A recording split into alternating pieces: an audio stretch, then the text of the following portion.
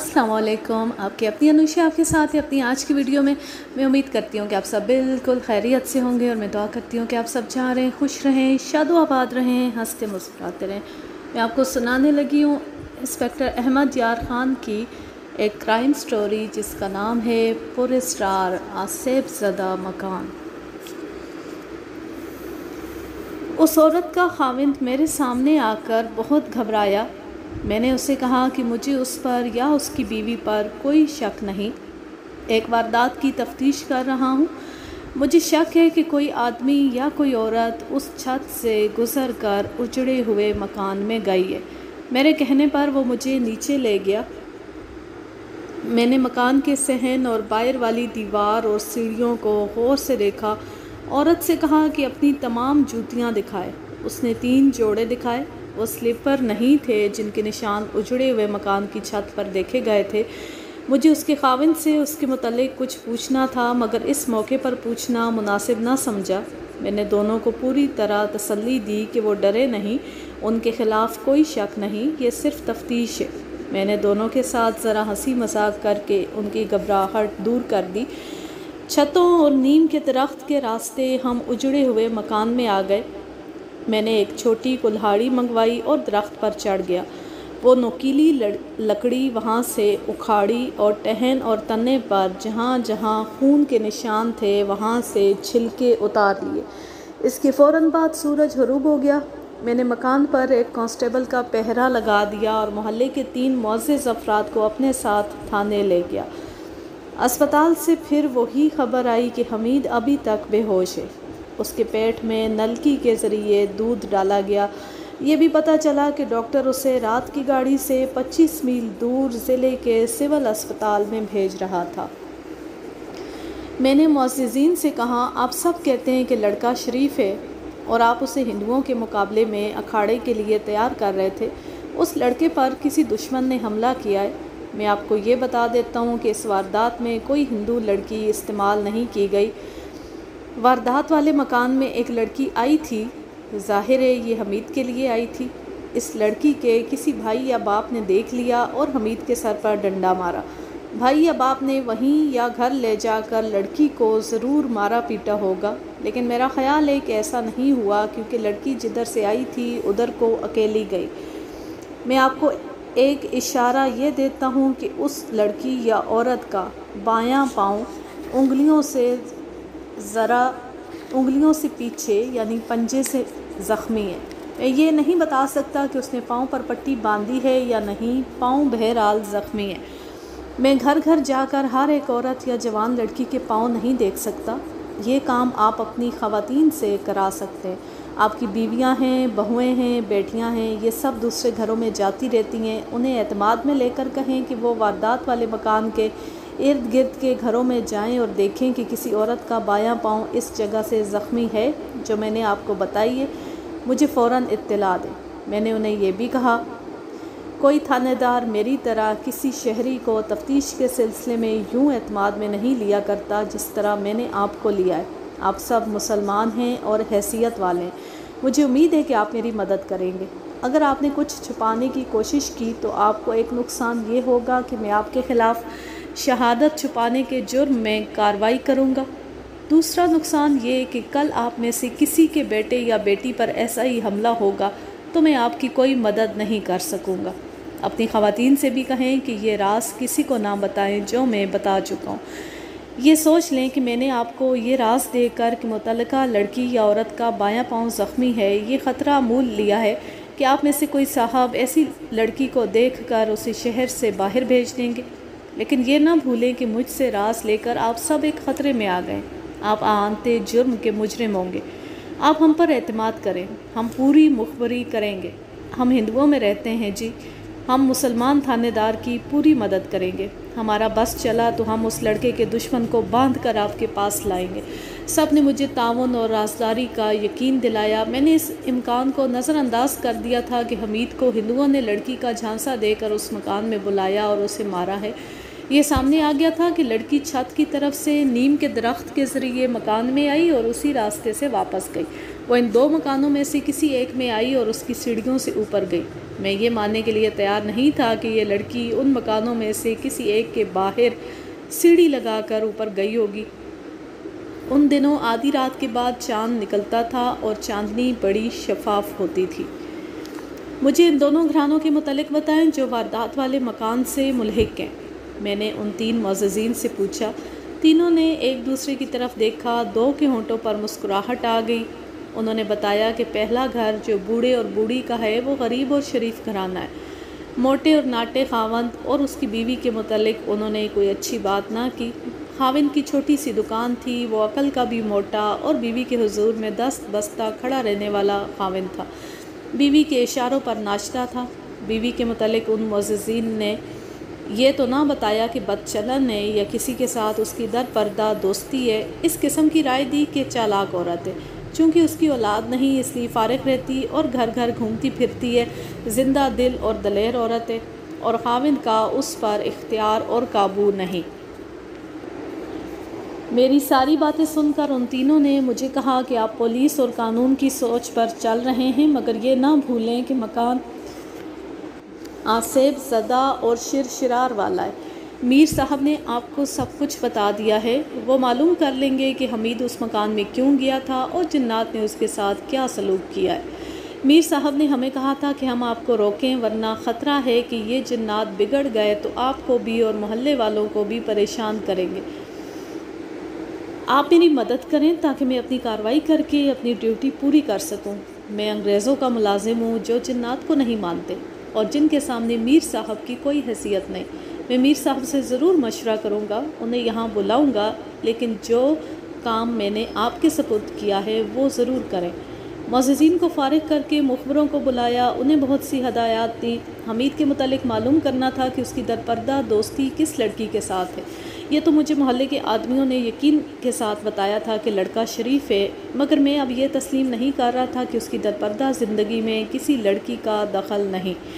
مخبروں سے یہ بھی کہا کہ یہ ضرور معلوم کرنے کی کوشش کریں کہ ہندوؤں کے ساتھ حمید کی دوستی ہے یا دشمنی۔ دوسرے دن خون والی مٹی جو کھروں سے اٹھائی تھی اور نیم کے درخت کے چھلکے اور نوکدار ٹکڑا سیریالوجسٹ کے نام پارسل کر دیا۔ 2-2:30 بجے ان معززین میں سے جنہیں میں نے رات اعتماد میں لیا تھا ایک میرے پاس تھانے آیا اور مجھے بتایا کہ محلے میں ایک جوان اور خوبصورت اور غیر شادی شدہ لڑکی ہے، اسے کوئی 2 ماہ سے گھوٹ یا پکڑ کا دورہ پڑتا ہے۔ عامل یعنی میر صاحب نے کہا ہے کہ یہ جن ہے، اسے تیسرے چوتھے روز دورہ پڑتا ہے۔ میر صاحب کو بلا لیا جاتا ہے، جن ان کے ساتھ باتیں کرتا ہے۔ آپ کو شاید معلوم ہوگا کہ جن باتیں اس طرح کیا کرتا ہے کہ جن جس انسان میں داخل ہوتا ہے وہ انسان بولتا ہے، یہ انسان اس طرح باتیں کرتا ہے، اس نے ہماری بے ادبی کی ہے، میں اسے نہیں چھوڑوں گا، وغیرہ وغیرہ۔ اس آدمی نے بتایا کہ یہ جن میر صاحب کے قابو میں نہیں آ رہا، وہ 15-20 منٹ لڑکی پر قبضہ رکھتا ہے اور بڑی اچھی باتیں کرتا ہے۔ اس سے مستقبل کی کوئی بات پوچھو تو بالکل صحیح بتاتا ہے، وہ سب کے نام بھی جانتا ہے۔ عورتیں اس کے پاس آئندہ کی یعنی مستقبل کی باتیں پوچھنے جاتی ہیں۔ آج صبح میری بیوی اس لڑکی کے گھر گئی تو لڑکی گھر کے کام کاج میں لگی ہوئی تھی۔ اس نے کہا، میں نے بیوی سے کہا تھا کہ دوسرے گھروں میں جا کر دیکھے کہ کسی عورت یا لڑکی کا پاؤں زخمی ہوگا۔ میری بیوی نے مجھے بتایا کہ اس لڑکی نے بائیں پاؤں پر پنجے کے قریب پٹی باندھ رکھی تھی۔ میری بیوی نے اس سے پوچھا کہ پاؤں کو کیا ہوا ہے؟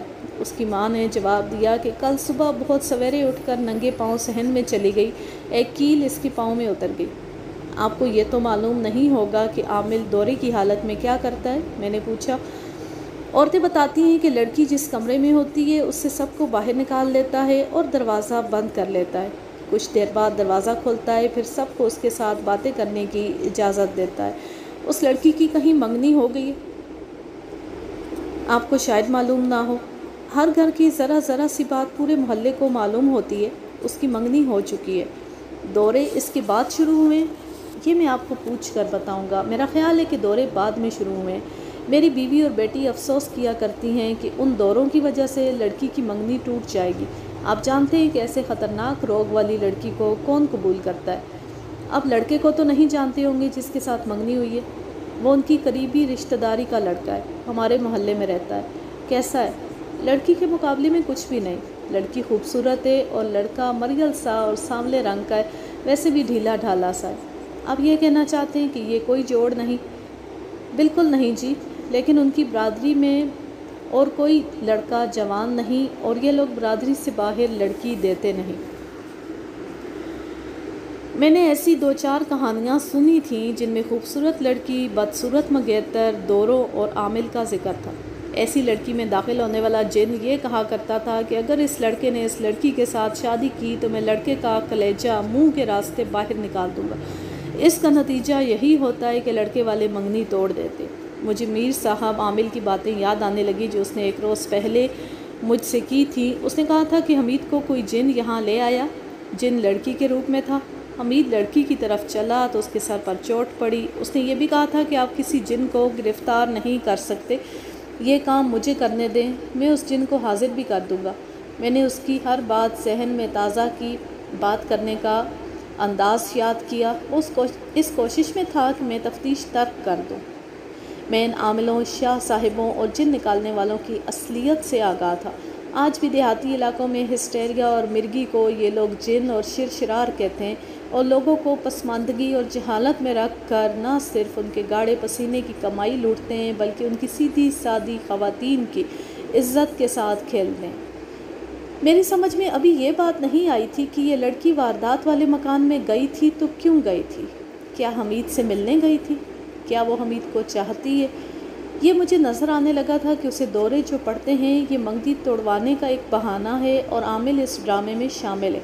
मगर हमीद के सर पर ज़र्ब किसने लगाई? क्या ये कोई रकीब था? क्या ये उस लड़की का मंगेतर था?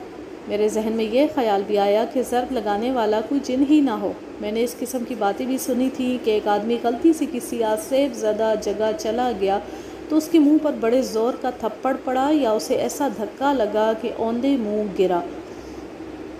लड़की का ज़ख्मी पाँव मुझे शक में डाल रहा था। मेरे पास इसका तो कोई सबूत नहीं था कि उसका पाँव नीम के दरख्त से उतरते ज़ख्मी हुआ है। लड़की के पाँव के निशान देखने थे। मुझे तफ्तीश करनी थी। सोच सोच कर मैंने खोजी को बुलाया। वो मेरे कहने पर सुबह सवेरे थाने में आ गया। मैंने उसे कहा था कि तफ्तीश ख़त्म होने तक सारा दिन थाने में रहा करे। उसे कहा कि एक लड़की के पाँव और उसकी जूती देखनी है, लेकिन उसे और उसके घर वालों को पता ना चले कि हम तफ्तीश करें। खोजी को मैंने सब कुछ समझा दिया। मैंने वर्दी उतार कर प्राइवेट कपड़े पहने और खोजी को साथ लेकर लड़की के घर चला गया। उसका घर उस मकान से ज़रा ही दूर था जहां मोटा खाविंद और उसकी खूबसूरत बीवी रहती थी। लड़की के बाप ने मुझे पहचान लिया। खुशकिस्मती से खोजी को ना पहचान सका। वो डर गया। मैंने उसे कहा कि मैं थानेदार की हैसियत से नहीं आया बल्कि ये सुनकर आया हूँ कि लड़की के पास जब जिन आता है तो गैब की बातें बताता है। मैं उससे कुछ पूछना चाहता हूँ। वो दौरे के दौरान बताती है, बाप ने कहा, और उसके आंसू निकल आए। कहने लगा लड़की की मंगनी हो चुकी थी लेकिन इस मुसीबत ने मंगनी खटाई में डाल दी है। मैं मंगनी करके बहुत खुश था कि ये फ़र्ज़ अदा हो गया, मगर लड़के वाले 2 मरतबा कह चुके हैं कि वो मंगनी तोड़ देंगे। मैं उनकी मिन्नत समाजत करके कहता हूँ कि मीर साहब ने यकीन दिलाया है कि जिन जल्दी निकल जाएगा और फिर कभी नहीं आएगा। मीर साहब ने कभी आपके साथ मंगनी कायम रखने या तोड़ने की बात की है? मैंने एक शक की बिना पर यह सवाल किया। वो तो ये कहते हैं कि ये मंगनी तोड़नी पड़ेगी, उसने जवाब दिया। मीर साहब ने यह भी कहा है कि तुम्हारी बेटी बहुत खूबसूरत है और ये जिन उस पर आशिक हो गया। चूँकि जिन और इंसान की शादी नहीं हो सकती, इसलिए जिन लड़की की शादी अपनी पसंद के लड़के के साथ कराएगा। जिन को ये लड़का पसंद नहीं जिसके साथ लड़की की मंगनी की गई है। लेकिन साहब, बरादरी का मामला है। मंगनी टूट गई तो मैं दूसरा लड़का कहाँ से लाऊंगा? दौरे मंगनी से पहले शुरू हुए थे या बाद में? मंगनी से कोई 1 हफ़्ता बाद। मैंने खोजी के मुतल्लिक उसे कहा, ये मेरे दोस्त हैं। मैंने उन्हें बताया कि यहाँ एक लड़की पर जिन आता था जो गैब की बातें बताता है। ये जिन से बातें करना चाहते हैं। ये जिन्नात को हाजिर करते हैं और जिन निकालते भी हैं। आप लड़की को बुलाएं। मुसीबत का मारा बाप अपनी बेटी को ले आया। लड़की वाकई खूबसूरत थी। उसके बाएं पाँव पर 2 इंच चौड़ा कपड़ा बंधा था और उसने स्लीपर पहन रखे थे। खोजी ने बड़ी अच्छी अदाकारी की। लड़की को सामने बिठाकर कुछ पढ़ा, फिर उसकी आंखें अपनी उंगलियों से खोलकर फूंके मारी और कहा, पाँव का चक्कर है, एक मुट्ठी मट्टी या रेत ले आए। खोजी ने लड़की के बाप से कहा। बाप दौड़ा गया और बाहर से मट्टी उठा लाया। खोजी ने मट्टी फर्श पर रख कर फैलाई और उसे हमवार किया। फिर लड़की से कहा, स्लीपर समेत पाँव मट्टी पर रखो। लड़की ने पाँव रखा और खोजी के कहने पर पाँव उठा लिया। खोजी ने मट्टी को गौर से देखा, फिर मट्टी पर हाथ फेर कर लड़की से कहा, अब स्लीपर उतार कर पाँव मट्टी पर रखो। लड़की ने ऐसा ही किया। खोजी ने फिर मट्टी को गौर से देखा। खोजियों में ये वस्फ होता है कि एक खुरे को बड़े लंबे अरसे तक याद रखते हैं। उसने मेरी तरफ देखा, ज़रा सा मुस्कुराया और सर का इशारा करके बोला, ठीक हो जाएगी मलिक साहब। मैं इशारा समझ गया। मैंने लड़की के बाप से कहा, अब लड़की को दौरा पड़े तो मुझे इत्तला देना। मैं इन्हीं खोजी को लेकर इन्हें लेकर आ जाऊंगा। मेरा ख्याल है ये जिन मीर साहब के कब्ज़े में नहीं। मैंने इस जिन को पहचान लिया है, खोजी ने कहा। निकल जाएगा। बाहर आकर खोजी ने कहा, मकान में और छत पर इसी लड़की के खुरे थे। अब ये आप मालूम करें कि ये वहाँ क्या लेने गई थी। मैंने थाने में जाकर एक कांस्टेबल को भेजा कि आमिल को बुला लाए। आमिल को आने में देर ना लगी। वो ऐसे अंदाज से आया जैसे मेरा पीरो मुर्शद हो। उसके हाथ में तस्बीह थी और कोई विर्द कर रहा था। मेरे दफ्तर में आकर मुझ पर फूंक मारी और फिर एक ही जगह घूम कर कमरे में हर तरफ फूंकें मारी। मेरे कहने पर वो मेरे सामने कुर्सी पर बैठ गया और विर्द जारी रखा। मैं आपसे कुछ पूछना चाहता हूँ, मैंने कहा। उसने विर्द जारी रखा। उसके होंठ हिलते रहे और उसने सर के इशारे से मुझे बताया कि ज़रा इंतज़ार करो। मैं इंतज़ार करता रहा। 2-3 मिनट बाद उसने दुआ के लिए हाथ उठाए, फिर हाथ मुंह पर फेर कर बोला, ये मेरे लिए बहुत ज़रूरी है। जिन्नात में बास शैतान होते हैं, अक्सर मेरे पीछे पड़े रहते हैं। उसने तस्बीह, विर्द, फूंकों और दुआ से जो तासुर पैदा कर दिया था, उसे नज़रअंदाज करने के लिए लोहे के असाब बल्कि लोहे से ज़्यादा मजबूत ईमान की ज़रूरत होती है।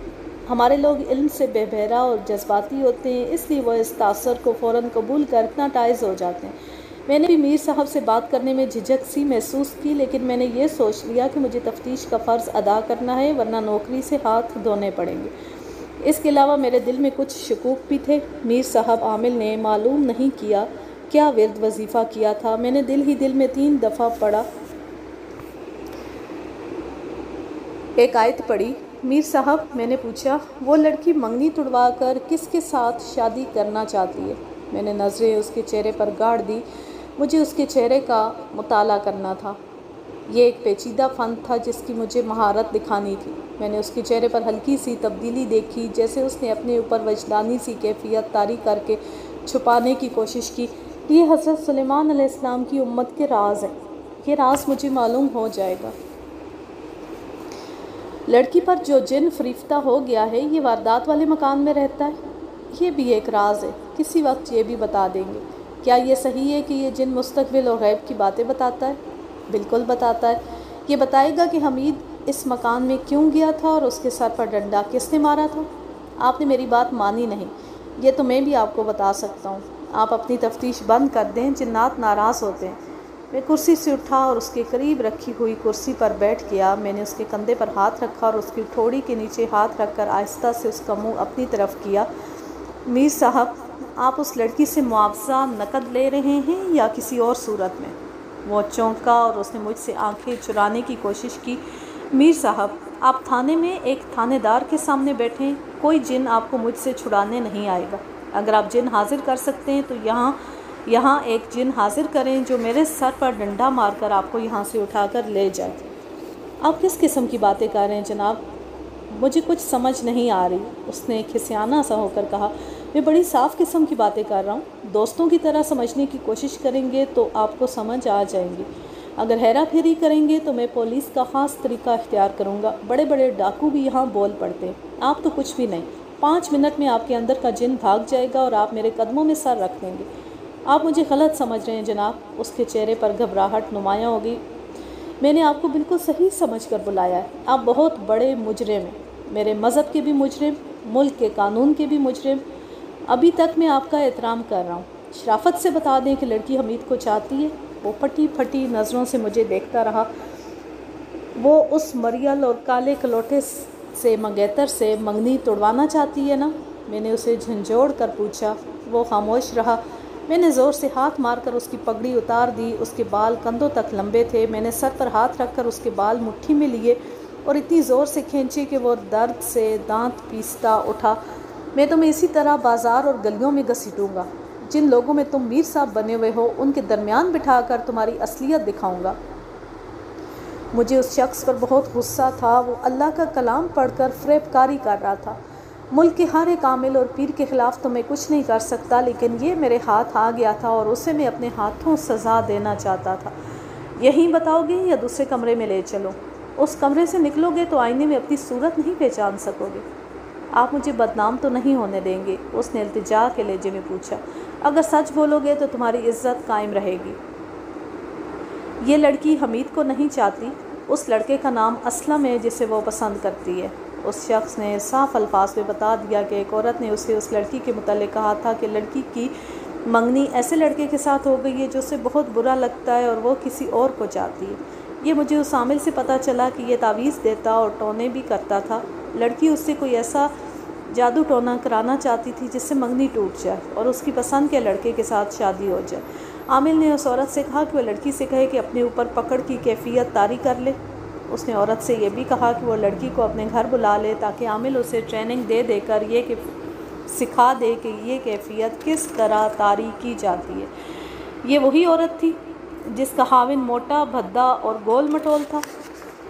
اس کا گھر واردات والے مکان سے دوسرا تھا جہاں میں گیا تھا۔ یہ عورت پہلے روز ہی مجھے مشکوک نظر آئی تھی۔ عامل میر صاحب نے مجھے بتایا کہ عورت کھلاڑی ہے، دل جوڑنے اور توڑنے کی ماہر ہے۔ یہ اس کا مشغلہ ہے اور پیسے کمانے کا ذریعہ بھی۔ اس کا خاوند صبح سویرے دکان پر چلا جاتا اور شام کے بعد گھر آتا تھا۔ پیچھے یہ عورت گھر میں اکیلی رہتی اور اس کا ذہن شیطان کی ورک شاپ بنا رہتا تھا۔ اس نے عامل اور لڑکی کو اپنے گھر میں اکٹھا کر لیا۔ عامل نے لڑکی کو ٹریننگ دے دی اور مشق بھی کرائی۔ لڑکی کے والدین خوشحال تھے۔ اس نے گھر سے چرائے ہوئے پیسے عامل اور اس عورت کو دیے اور عامل سے بھی اس عورت نے کمیشن وصول کی۔ لڑکی نے اپنے گھر جاتی عامل کی کرائی ہوئی ریہرسل کے مطابق اپنے اوپر ہسٹیریا جیسی کیفیت طاری کر لی۔ ہاتھ پیچھے کو موڑ لیے، آنکھیں بہت زیادہ کھول لیں اور ہرانے کے لہجے میں بولنے لگی، اسے نہیں چھوڑوں گا، سارے خاندان کو تباہ کر دوں گا۔ اس کے گھر والے ڈر گئے۔ فوراً میر صاحب کو بلایا۔ اس نے جا کر اپنا عمل کیا اور گھر والوں کو بتایا کہ لڑکی پر جن کا قبضہ ہو گیا ہے۔ پھر تیسرے چوتھے روز لڑکی اور عامل یہ ناٹک کھیلنے لگے۔ لڑکی چونکہ محلے کی ہر عورت کو جانتی تھی، اس لیے دورے کے دوران جو عورت اسے دیکھنے آتی، لڑکی اس کا نام لے کر اس کے گھر کے حالات بتاتی۔ میر صاحب دورے کے دوران کمرے میں سے سب کو باہر نکال کر دروازہ بند کر لیتا اور کچھ وقت لڑکی کے ساتھ تنہا گزارتا۔ اس نے لڑکی کے والدین کو بتا دیا کہ لڑکی پر یہ جن عاشق ہو گیا ہے اور وہ لڑکی کی شادی اپنی پسند کے آدمی سے کرائے گا۔ عامل نے لڑکی کے منگیتر کے والدین سے بھی کہہ دیا تھا کہ انہیں منگنی توڑنی پڑے گی ورنہ ان کے بیٹے کی جان خطرے میں پڑ جائے گی۔ لوگ انسانوں پر جنات کے قبضے کو مانتے تھے اور میر صاحب کی کرامات کے بھی قائل تھے، اس لیے کسی نے بھی شک نہ کیا کہ یہ ناٹک کھیلا جا رہا ہے۔ میر صاحب لڑکی کے گھر سے نقد بھی وصول کرتا رہا اور خاطر و مدارات بھی کراتا رہا اور لڑکی اپنی خواہش کی تکمیل کے لیے اسے الگ پیسے دیتی تھی۔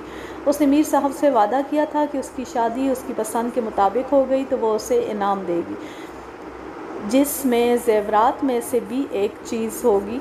اب انہیں جن کی زبان سے یہ کہنا تھا کہ لڑکی کی شادی فلاں لڑکے سے کی جائے۔ میں نے اس کی یہ کہانی سن کر پوچھا کہ حمید کا اس لڑکی کے ساتھ کیا تعلق ہے اور اس پر کس نے حملہ کیا اور کیوں کیا؟ اس کے متعلق مجھے کچھ بھی معلوم نہیں۔ لڑکی نے اس کا کبھی نام بھی نہیں لیا تھا۔ میں نے آپ کو بتا دیا ہے کہ جس لڑکے کو وہ چاہتی ہے اس کا نام اسلم ہے۔ ہو سکتا ہے اسلم اور حمید کی آپس میں رقابت ہو۔ میرا مسئلہ جوں کا توں رہا، مجھے تو واردات کے متعلق معلوم کرنا تھا۔ میر صاحب کے انکار کو میں نے اس لیے قبول کر لیا کہ اس نے اپنا آپ بے نقاب کر دیا تھا۔ واردات کے متعلق اسے واقعی کچھ بھی معلوم نہیں ہوگا۔ لڑکی اسلم سے ملتی ہوگی؟ میں نے پوچھا۔ ملتی ہوگی لیکن مجھے معلوم نہیں کہاں ملتی ہے، اس نے جواب دیا۔ میں نے اسے تھانے میں بٹھائے رکھا اور اسے اسلم کا گھر معلوم کر کے ایک کانسٹیبل کو اسے بلا لانے کو بھیجا۔ ایک اور کانسٹیبل کو موٹے ناٹے کی بیوی کو تھانے لانے کے لیے بھیجا۔ تھوڑے تھوڑے وقفے سے دونوں آ گئے۔ دونوں نے ایک دوسرے کو دیکھا اور دونوں نے میر صاحب کو بھی تھانے میں بیٹھا دیکھ لیا۔ میں نے عورت کو آسان شکار سمجھ کر اندر بلا لیا۔ تم نے میر صاحب کو اور اسلم کو تھانے میں دیکھ لیا ہے؟ میں نے اسے کہا۔ تم عورت ذات ہو اور تھانے میں ہو، جھوٹ بولو گی تو تمہاری اتنی بےعزتی ہوگی جو تم سوچ بھی نہیں سکتی۔ میر صاحب سب کچھ بتا چکا ہے، اسی کی نشاندہی پر تمہیں اور اسلم کو بلایا ہے۔ اپنی زبان سے بتا دو۔ اس نے مجھے زیادہ پریشان نہیں کیا۔ میر صاحب نے جو اقبالی بیان دیا تھا وہی اس نے سنا دیا اور یہ بھی بتایا کہ وہ میر صاحب سے کیا انعام لیتی تھی، بلکہ وہ اس شخص کو بلیک میل بھی کرتی رہی تھی۔ اس نے نئی بات یہ بتائی کہ اسلم اور لڑکی کے درمیان وہ رابطے کا کام کرتی تھی۔ ان دونوں کی ملاقاتیں بہت ہی کم ہوتی تھیں۔ لڑکی اسلم کے گھر اس کی بہن کے پاس جاتی تھی اور بہن چونکہ دونوں کی محبت سے واقف تھی اس لیے وہ ادھر ادھر ہو جایا کرتی اور وہ دونوں چند منٹ اکٹھے بیٹھ لیتے تھے۔ پیغام رسانی کا کام یہ عورت کرتی اور اسلم سے پیسے لیا کرتی تھی۔ اسلم اس عورت کے پیچھے پڑا رہتا تھا کہ وہ لڑکی کو اپنے گھر بلائے اور وہ آ جائے گا۔ عورت ایسا کرنے سے ڈرتی تھی۔ محلے میں ہر کوئی دیکھتا تھا اور دن کے وقت اس کے گھر عورتوں کا آنا جانا لگا رہتا تھا۔ رات کو اس کا خاوند گھر ہوتا تھا۔ لڑکی کی بھی یہی فرمائش ہوتی تھی۔ اللہ جب گناہگاروں کو گرفت میں لینے کا حکم دیتا ہے تو گناہگاروں کی عقل پر پردہ پڑ جاتا ہے۔ عورت نے دونوں کو یہ مشورہ دیا کہ وہ اس اجڑے ہوئے مکان میں رات کو ملیں۔ وقت صبح کی اذان سے کچھ پہلے کا رکھا گیا کیونکہ اس وقت چوکیدار چلے جاتے ہیں اور سب گہری نیند سوئے ہوئے ہوتے ہیں۔ اسلم کو مکان میں دروازے کی طرف سے داخل ہونا تھا۔ لڑکی کو عورت نے بتایا کہ وہ اس کے گھر دبے پاؤں آ جائے، اسے دروازہ کھلا ملے گا۔ اپنے خاوند کے متعلق اس نے بتایا کہ اس وقت گہری نیند سویا ہوا ہوتا ہے۔ عورت نے لڑکی کو مکان میں اترنے کا یہ راستہ بتایا کہ اس کے مکان کی سیڑھیوں سے اوپر جائے اور چھتوں سے دبے پاؤں گزر کر واردات والے مکان کی اس چھت تک جائے جہاں نیم کے درخت کا ٹہن چھت پر آیا ہوا تھا۔ میرے پوچھنے پر اس عورت نے بتایا کہ اس راستے سے وہ پہلے 2 لڑکیوں کو اس مکان میں اتار چکی تھی اور یہ ملاقاتیں کامیاب رہی تھیں۔ پروگرام کے مطابق لڑکی آ گئی۔ عورت نے اس سے ذرا دیر پہلے اپنے مکان کے دروازے کی زنجیر کھول دی تھی۔ اس نے لڑکی کو چھت پر چڑھا دیا اور وہ خود اپنی چھت پر کھڑی رہی۔ لڑکی گئی اور تھوڑی دیر بعد گھبرائی ہوئی واپس آئی۔ عورت نے اس سے پوچھا کہ اسلم آیا تھا؟ لڑکی جواب دیے بغیر اس کی سیڑھیاں اتر گئی۔ صبح محلے میں شور اٹھا کہ اجڑے ہوئے مکان میں ایک آدمی پڑا ہے۔ کوئی کہتا تھا بے ہوش ہے، کوئی کہتا لاش ہے۔ بعد میں پتہ چلا کہ حمید تھا۔ تم نے اس لڑکی کے ہاں جا کر اس سے پوچھا ہوگا کہ مکان میں کیا ہوا تھا؟